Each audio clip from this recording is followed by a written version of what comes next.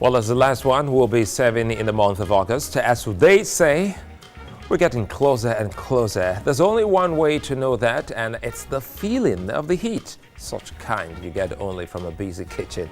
The factions are still on, call it anything, cross-carpeting, jumping ship or transfer window for the football lovers. It all amounts to one thing, movement. So who's moving to where, and in some cases is like a swap.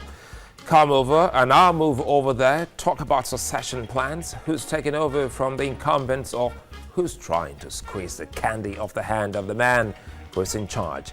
Stove on, pot on fire, what's cooking?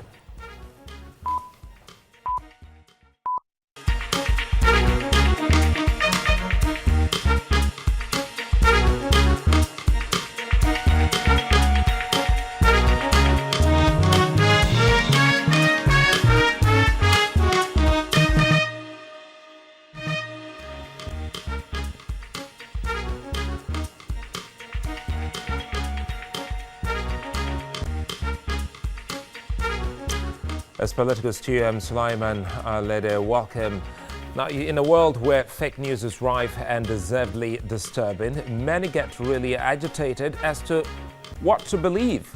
Now, believe this. In Delta State, the former governor, Emmanuel Udwaha, is making news of his movement to perhaps the ruling APC, but of course with his supporters. How much of, that crack will mean for the ruling PDP in the state will only be seen in a matter of weeks. And whether you like it or not, I think at a moment from now we should hear a comment from his camp. Also, the Senate president has been a constant in the news. Would he be ready for Nigerians next week and formally declare to run, of course, for the office of the president? If and when he does, how would that affect other heavyweights with the same intention in the People's Democratic Party? That's on the national scale, but in the states, the gists are just unbelievable, as some anointed ones seem not to be anointed after all. We keep our tabs on all that. You can watch us live online on the go at tvcnews.tv/live-streaming. We're also live on YouTube, TVC News Nigeria Live, and on youtube.com/political stew. And you can also watch us live on Facebook, just as you can see all of that on your screen. We'll take a moment, we'll come back, and you'll be meeting my guests.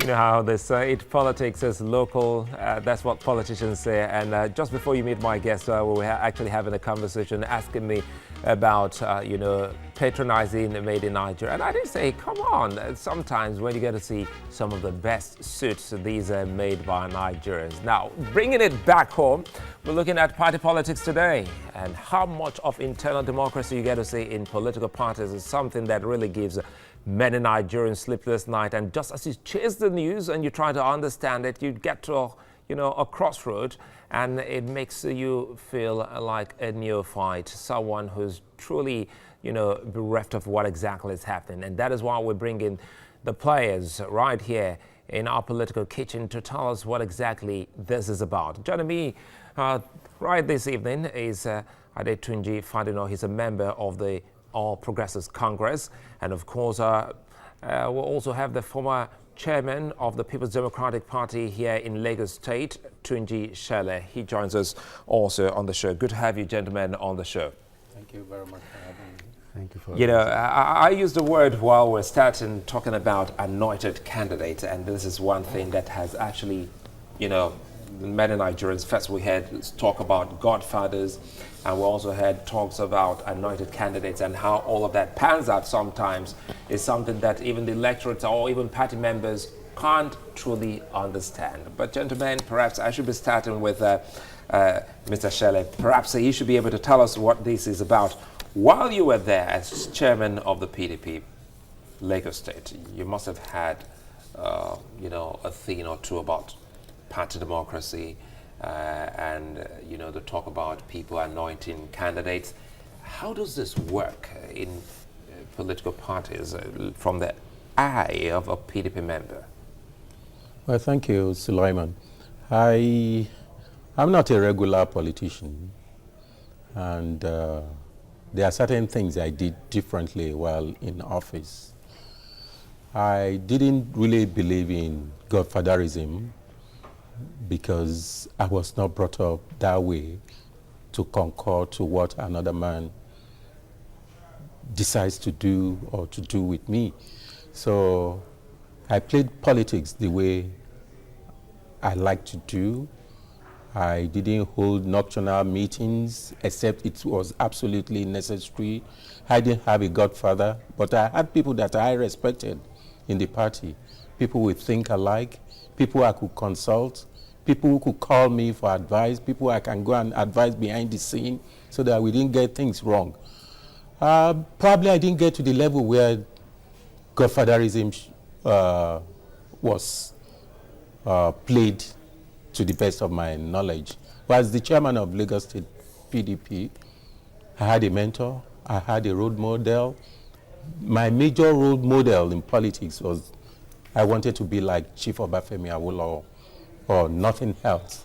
No other person could have influenced the kind of politics I wanted to play. And since I didn't get it, I played my part and I left the scene when I felt it was necessary. It's really interesting to get to know all of that about you, because a lot of people definitely would also, talk about your stewardship while in office. We'll come back and see why you decide to style that and what exactly is happening in the PDP at the moment, knowing full well that your party in the state has lost one heavyweight to the APC. That takes me to the APC member here, Prince Fadina.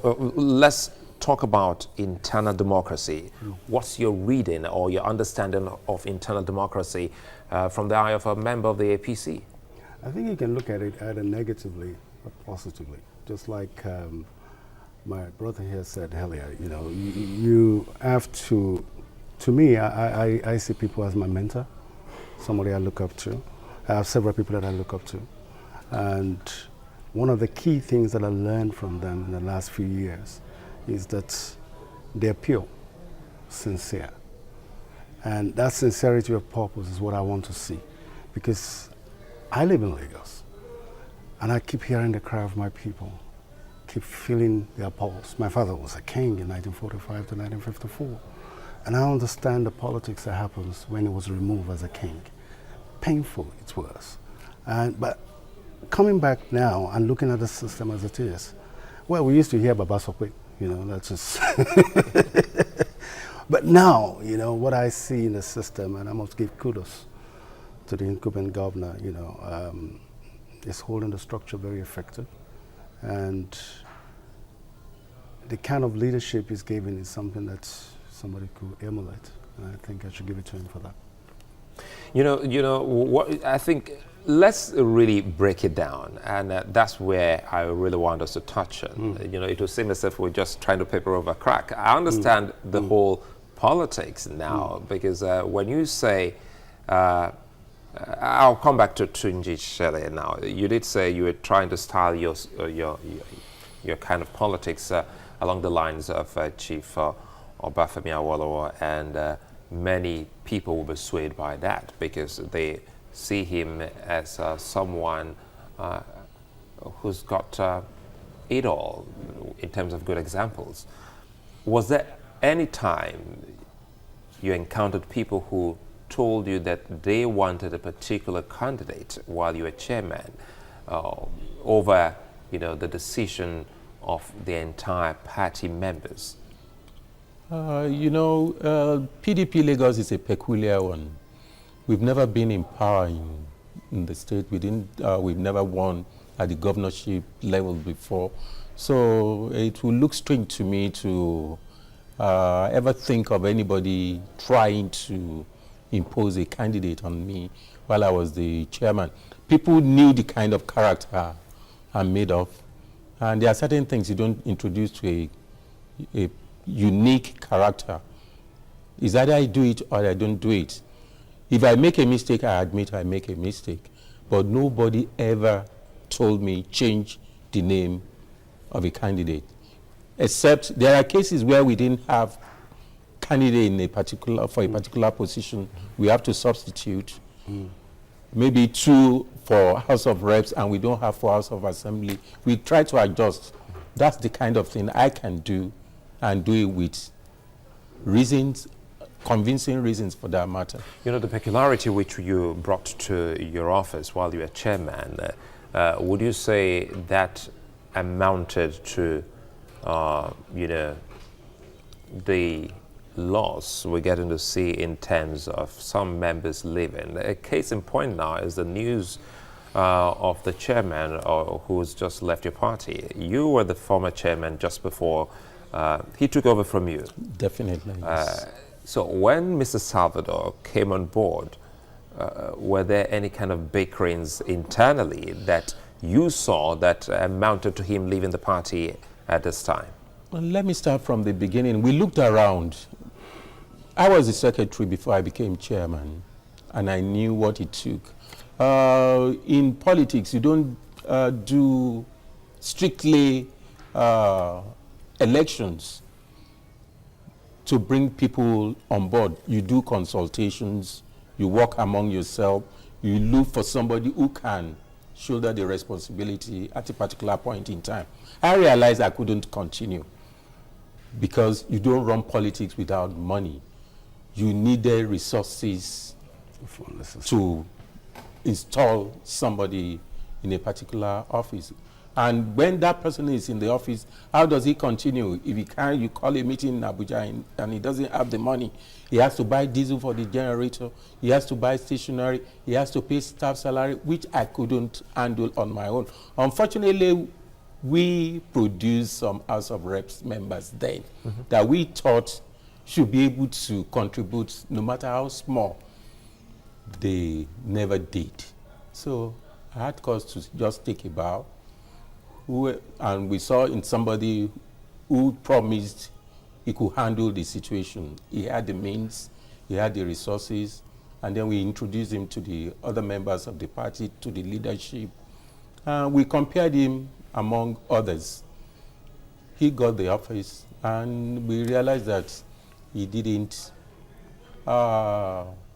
perform to expectation. He didn't show the necessary camaraderie. Because this points to, you know, this points to one thing, and it has to do with finance. It has to do with how you fund political parties. Yes. We'll come back to that. Because people feel everybody in politics steals.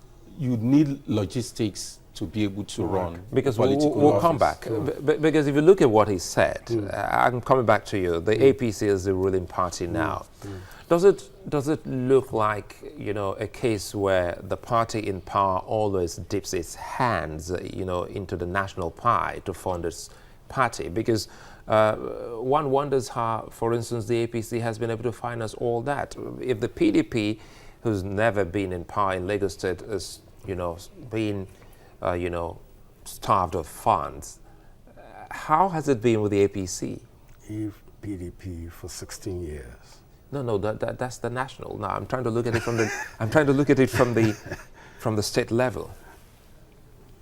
You know, one thing I want us to be very careful of is that if you are governing as a ruling party, as we are right now in Ogun State, and like I said, I will still give kudos to the Amosu government. You can't say somebody's dipping hand into a coffer. So you're a member of APC Ogun State. So let's actually doing the infrastructure. You know, there's a lot of things that have to be done at that moment. So if they are giving it to their party people, which is obviously, if you're good, I'm not saying they're giving to their party members or whatever it is. I'm saying that if you're good, you can actually have it. But right now we have about 16 candidates, governorship.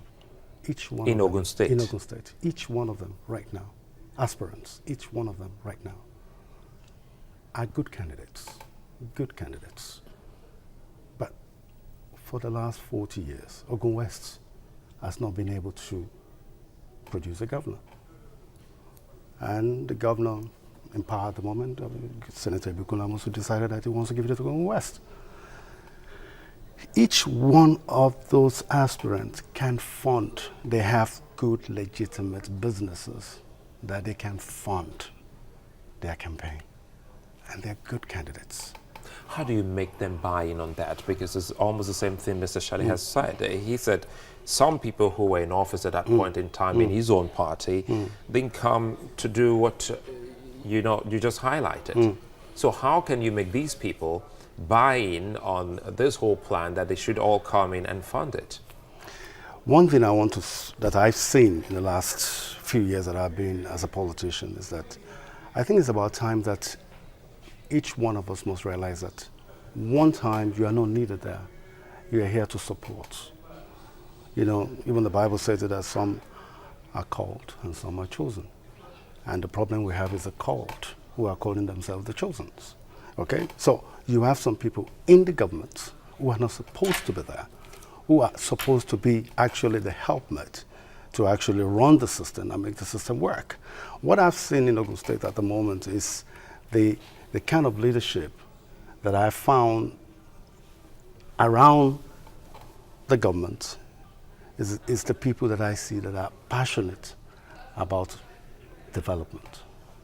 Initially, I was an SDP, so people who are funding us with rumors of woes and tears that these people are bad and this are bad. But the closer you get to them, everybody says Jesus Christ is Jesus Christ. How many people know? So what exactly did you see that made you leave the SDP for the APC? Honesty. Honesty. Yeah. Mr. Shelle, you've been a PDP member for how long now? About 13, 15 years. You don't think it's high time you moved? I don't have cause to move. I can only encourage people to be disciplined while they are playing politics. I think politics could be a better deal if every member contributes a quota. If it's just 100 naira per month, 200 naira per month, cumulatively it will help a party to maintain its structure, and everybody will have a sense of belonging. The time was when we, sorry to cut you there, time was when we had, this word, party dues. Do people still pay that? Oh, yes. Well, people that are supposed to pay party dues are not ready to. They are even ready to exploit. They bring all your problems to the leadership. They bring it to the aspirants. They bring them to the candidates. So at the end of the day, they are paid up front. That's why somebody is able to hijack the party.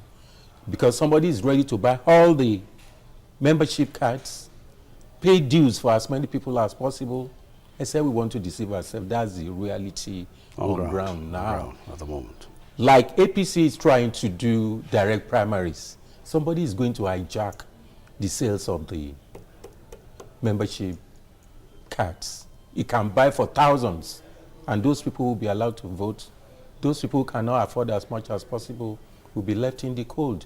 So except we change from that kind of direction and attitude, politics may not thrive. Let's try and see if we can start talking about 2019. Yeah. And now we've tried to look at internal democracy, the problem, and how it has actually moved towards funding of political parties, and sometimes this also might affect the primaries and candidates that will emerge from such political parties.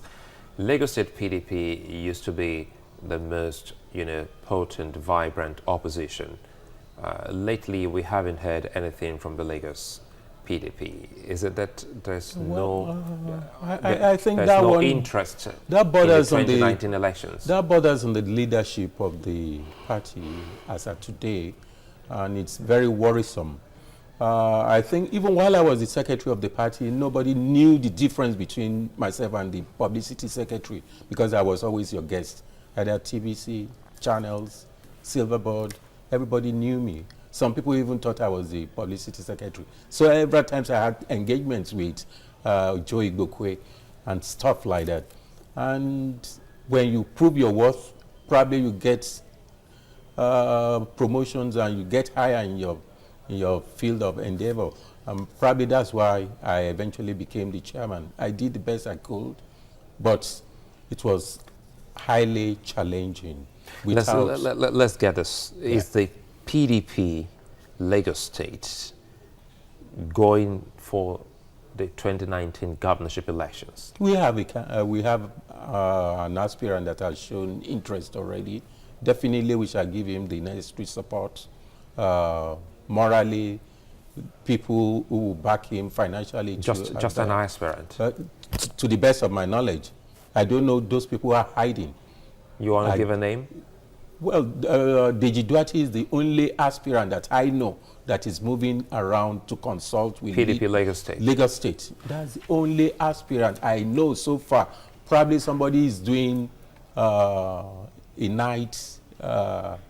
I don't know why politicians in Nigeria they love the night time. We'll come back and talk about the nocturnal. Because there's we're talking about enough time to continue to do consultation the up to nocturnal this meetings. time. How come that 24 hours isn't enough for Nigerian politicians? You are a member of the APC in Ogun State, and you say 16 are gunning for the position. 16. For that seat in Ogun State. 16. Mm-hmm.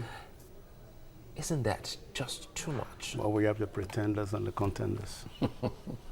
I think I'm not going to ask you to. I'm not going to ask you the same question I asked him to tell me who the pretenders and the contenders are. But because in the whole of this equation, we're talking about internal democracy. Perhaps you should have. Is your party interested in, fielding someone, or is the leadership of your party in Ogun State interested in pushing forward a candidate? In the last 8 months, and sitting with Governor Ibukule Amosu, for the very first time, I see somebody who's genuinely interested in the successor.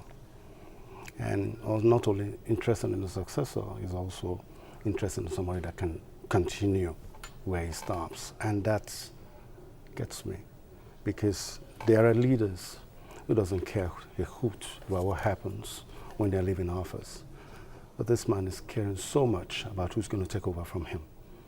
And is going through the hall of making sure that you are competent managerially, you are competent.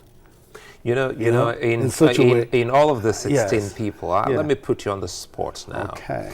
In the 16, so who is that one person that the governor is putting his arsenal, his weight behind? Mind you, 15 will be looking and waiting to hear you say something, well, and like you just might, score a bad point when you get back to Ogun State. Well, like I said, many are called and few are chosen.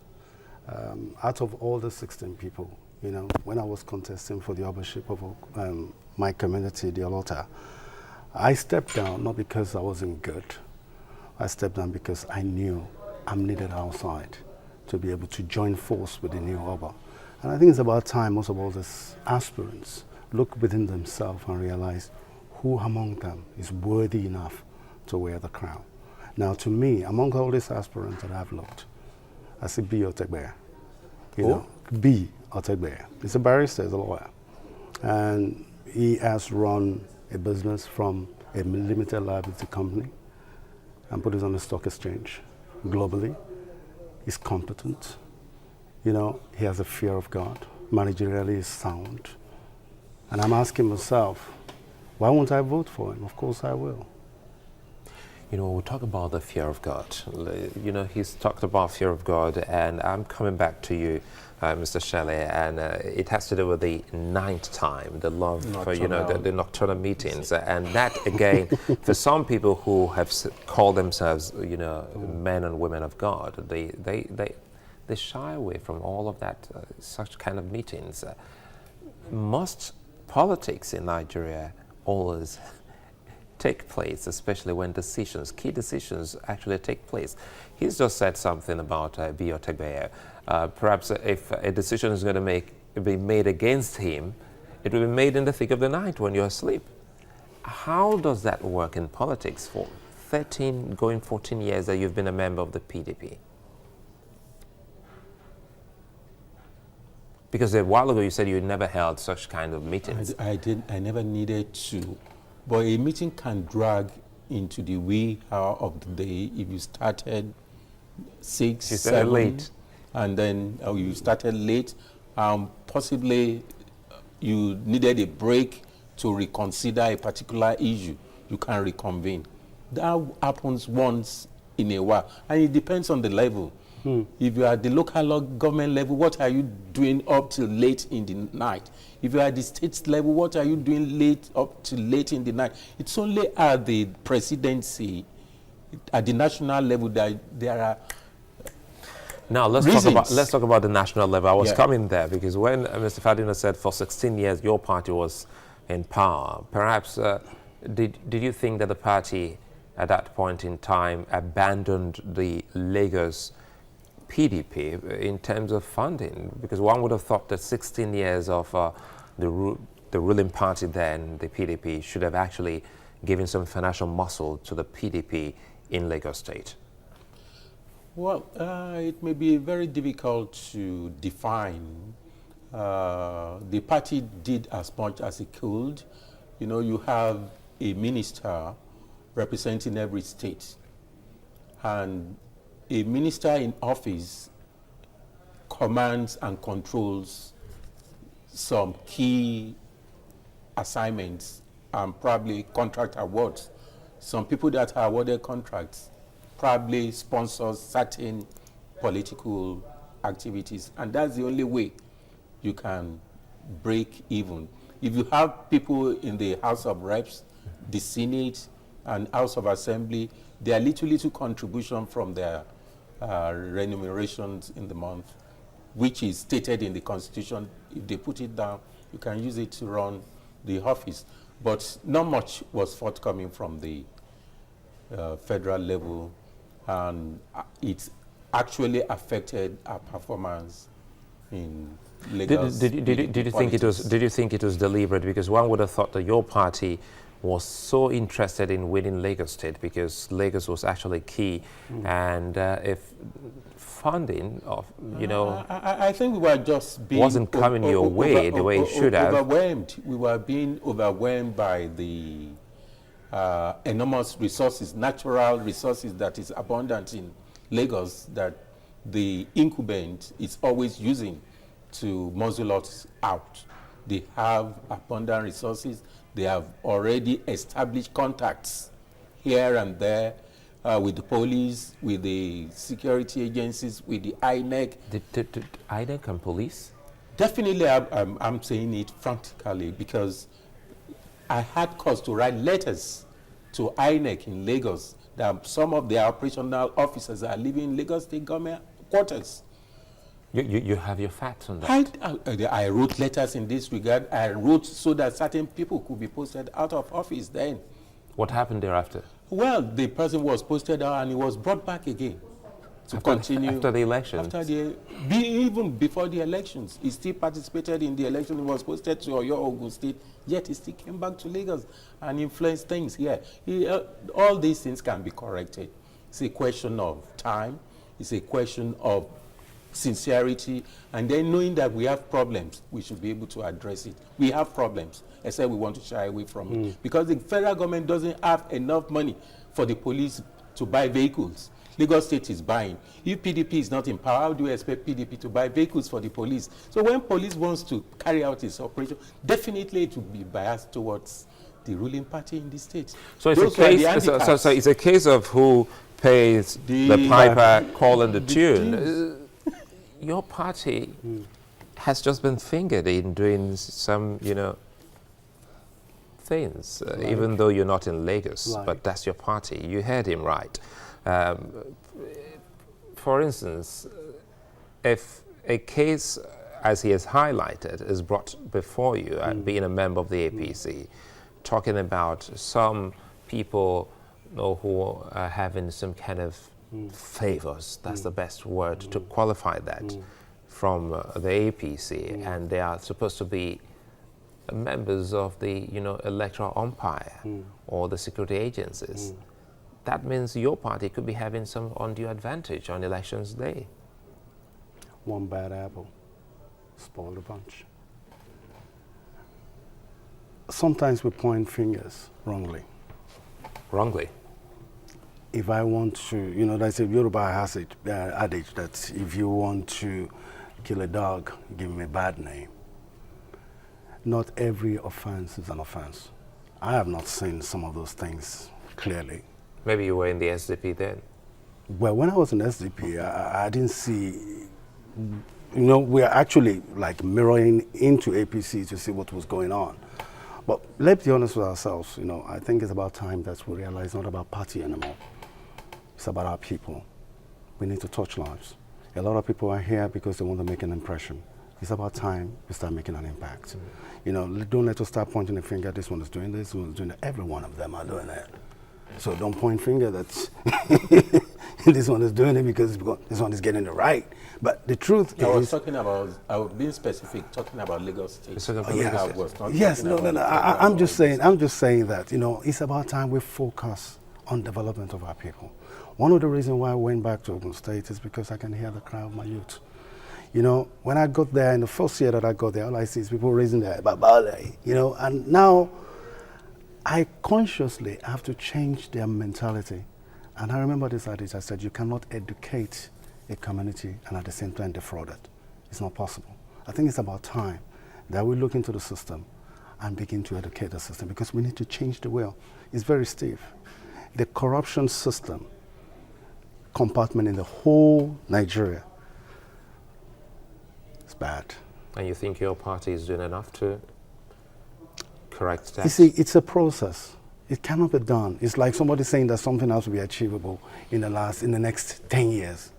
It has to be, it's a process. You're going to take one compartment, one by one, because if you open everything, if you know the amount of resources in the hands of some of those people, it's abnormal.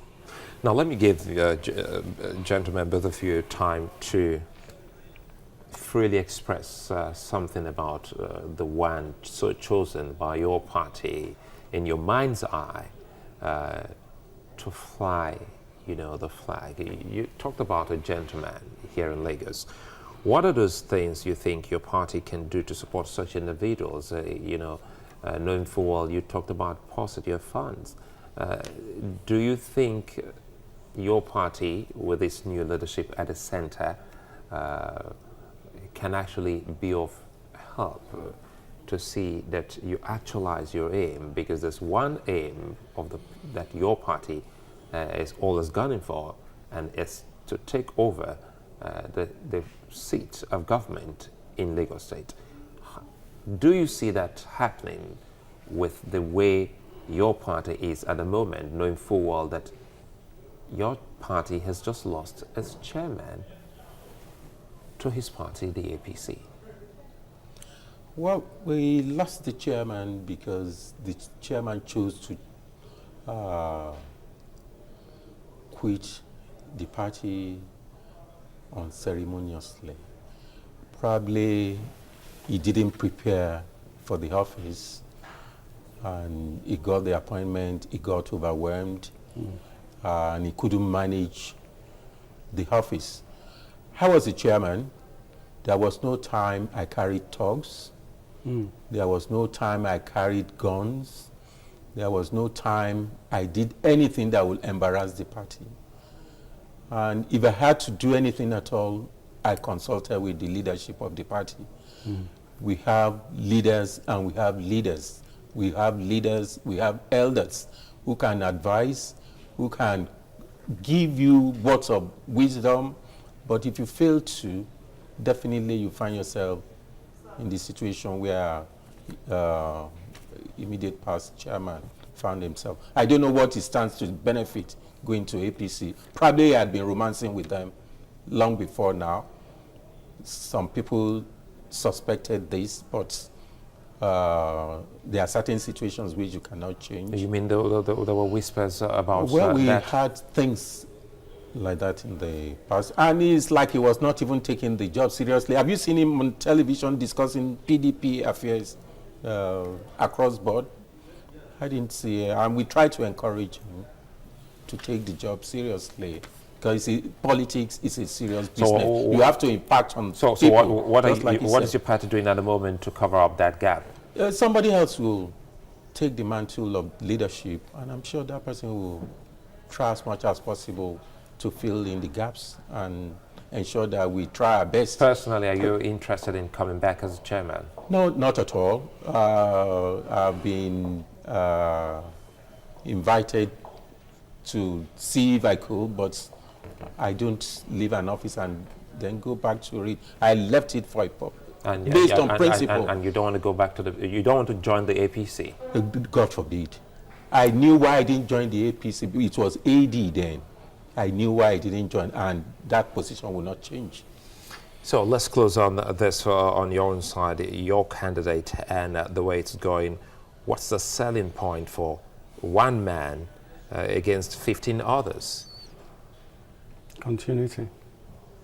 It's still continuity with the other, with any of those you picked from the 15. One thing I would say about B is a man that is competent to actually deliver the job and do it right and get the job done. And it's someone that I see that there is hope because he has done so many things. There's this foundation that he has, it's called the POT. And it's touching lives of every single widow, every single youth, every single woman that comes his way. Even non-indigents, it's touching their lives. And if this man can be given an opportunity, and I heard from one person many years ago, and he said, government is the only place that you have the capacity to change lives. I think if he's given a chance, he can make a change, and he can sustain the development that Governor Ibukun wants. Being someone from the traditional, family, you're talking about the royalty in Ogun State, what are the Obas and some of the traditional rulers saying in terms of a successor for Amosu? I think everybody wants Ogun West, because for the last 40 years, no governor has come from Ogun West. And I think it's about time that they give them an opportunity to actually prove their worth. One thing is somebody gave you a chance many years ago. And that person that gave you that chance many years ago saw something in you. And today, you're going beyond local and you're going global. I think it's about time that we look within and think of our future, our children's children, and pick the right candidate. And that candidate that I know, among all that are there, I think is B. Well, you're going back and things they will ask you. A good place for us to wrap this. And I understand that there's been a party in Ogun State. Who's one of the others? Today it's their birthday? Yes, Olota. Okay. Today is his birthday. Yeah, Happy birthday. I got my eyes on that. And I know your people, they like party. So the kitchen should be really, burning and busy for now. Many thanks, Tunji, Shelle, for joining us. I'm so excited that you came, and I hope that we'll keep this conversation going. And I'd like to know more about the developments in the PDP, especially in Lagos State. And well, he said, God forbid, he's not coming to your party.